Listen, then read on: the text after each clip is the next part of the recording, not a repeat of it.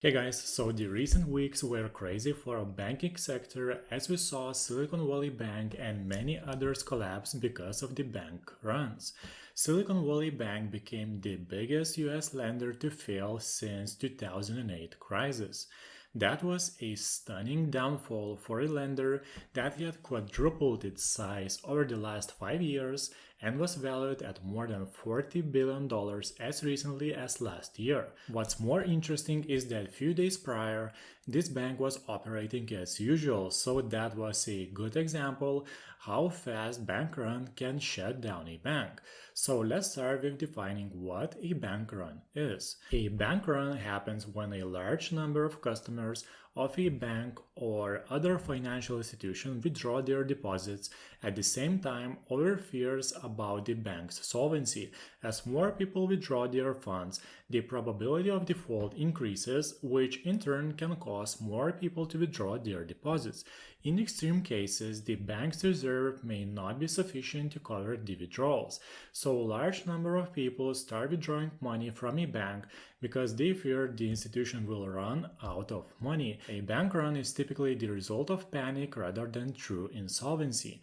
However, a bank run triggered by fear can push a bank into actual insolvency, so what begins as unfounded panic can eventually turn into a default. Most institutions have a set limit to how much they can store in their vaults each day. These limits are set based on need and for security reasons. At the same time, banks are required to keep a minimum amount of cash reserves on hand either in a bank vault or in an account with a central bank to minimize the risks related to bank runs. Because banks typically keep only a small percentage of deposits as cash on hand, usually only 10% of all deposits, they must increase their cash position to meet the withdrawal demands of their customers. One method a bank uses to increase cash on hand is to sell off its assets, sometimes at a significantly lower prices than if it did not have to sell quickly. Losses on the sale of assets at lower prices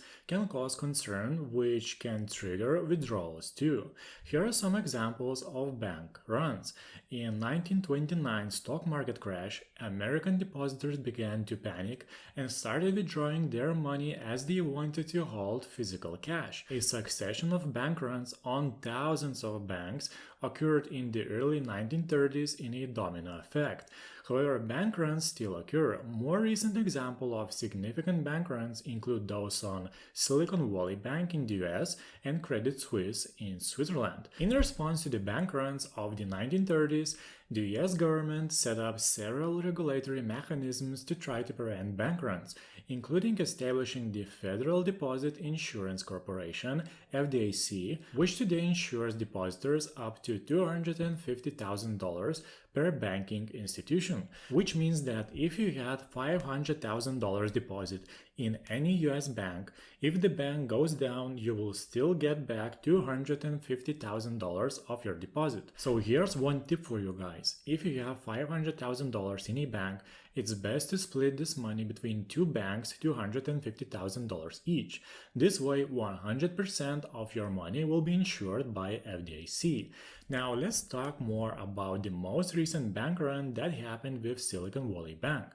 Some blame Federal Reserve's aggressive interest rate hiking regime. Others say the bank failed to manage risk properly. Some say the firm would have been fine had it not spooked depositors by publicly revealing its struggles. They're likely all a little bit right.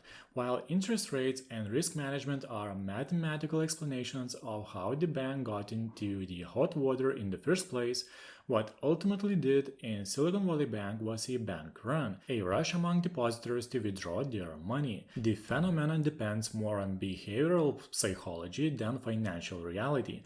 As one financial psychology professor said, a social contagion happens. It comes down to our herd mentality, our tribal brain. Is like a mass delusion that becomes a reality. We create our own crisis. Silicon Valley Bank kicked off 48 hours of chaos last week when it announced it had sold $21 billion worth of bonds at a $1.8 billion loss and planned to cover the shortfall by selling stock and preferred stock. After the announcement, prominent venture capitalists began to raise alarms about the situation on social media, some of them urging startups, the bulk of Silicon Valley Bank's clientele, to pull their deposits. Get out early and you will keep your money, the thinking went. In the event of bank run, waiting around could mean you wouldn't be made whole.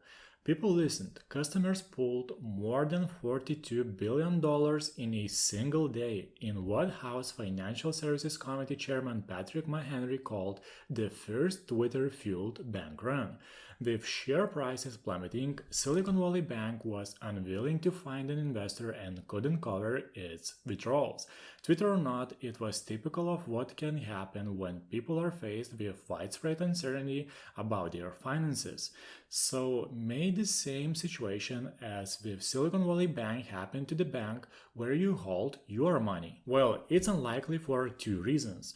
One, regulators have shown a willingness to step in quickly. The Federal Deposit Insurance Corporation seized deposits at Silicon Valley Bank on Friday, and by Sunday, Treasury Secretary and Fed Chair Jerome Powell and FDIC announced that all of Silicon Valley Bank's customers would be made whole. Here you have the government stepping in and saying, "No, we have got this, you are covered," in an attempt to stop the herd from running off the cliff. Plus, for most Americans, the FDIC already provides a safety net. Bank deposit accounts, including checking and saving accounts, certificates of deposit, and money market accounts, are insured by the FDIC for up to $250,000 per person, per bank, and per ownership category. The vast majority of bank customers have cash balances that are below the FDIC insured amount.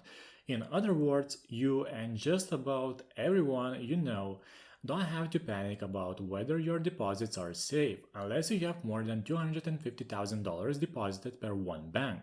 The reason customers at Silicon Valley Bank panicked is because they are not the average people depositing their personal money. The vast majority of them were startup companies whose cash holdings were well in excess of the insurable amount.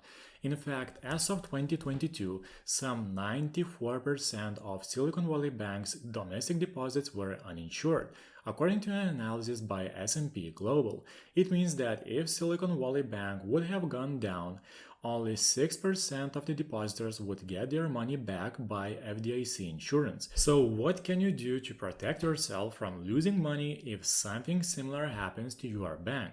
Firstly, don't panic and think clearly. Secondly, spread your money within several banks, or you can simply open an additional savings account next to your current account and split the money between those accounts. The idea is not to hold more than $250,000 in one bank or one bank account. Then you will be fully insured by FDIC and will get back your money in full if something happens to your bank.